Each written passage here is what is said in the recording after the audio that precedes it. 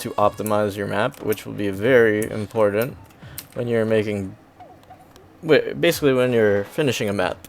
And you can skip this entire step and save you a lot of time of optimization.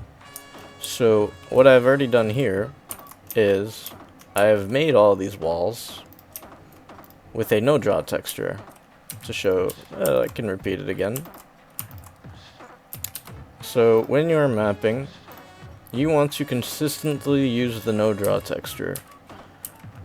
Why, you may ask? Well, in the hammer editor, in the source engine, any block any brush that is made of Nodraw is basically telling the engine, don't render this brush, and that will basically not load it and make it invisible.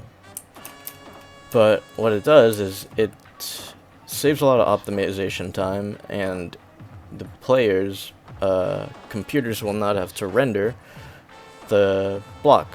So what do? While you're mapping, you should have a consistency of using the Nodraw blocks. Select the toggle texture application tool, and I personally, I don't I don't stylize my map until I feel like I'm ready to.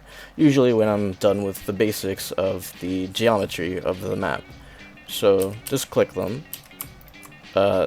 Hold down Control and click if you want to select multiple faces at a time.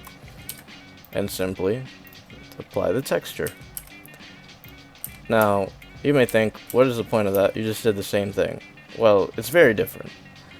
As you see, the checkpoint is textured on all sides, meaning it's unoptimized.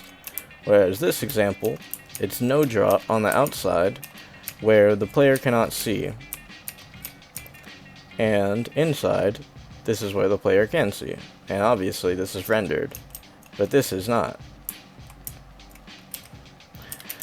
Now to change it, say, well, the survivors are going to go through this door anyway. Simply click with Control and left click all the faces that the survivors will end up seeing, and simply apply the texture.